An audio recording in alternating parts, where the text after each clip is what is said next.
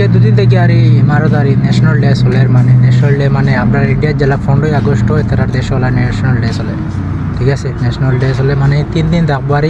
3 দিন মানে সব কিছু ফাইন আর মাফ মানে স্টুডেন্ট বা সব কিছু আছে না, সব কিছু আর ফাইন মানে ফ্রি আর কোনো কিছু নাই, লিমিট নাই, জেলা বুঝাইতাম আর ধরো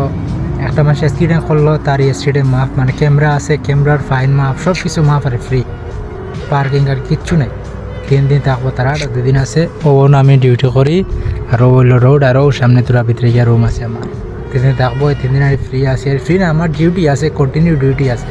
ফ্রি নাই আমরা লাগে ফ্রি আছে, যারা সিটি থাকে তারা লাগে ফ্রি আছে,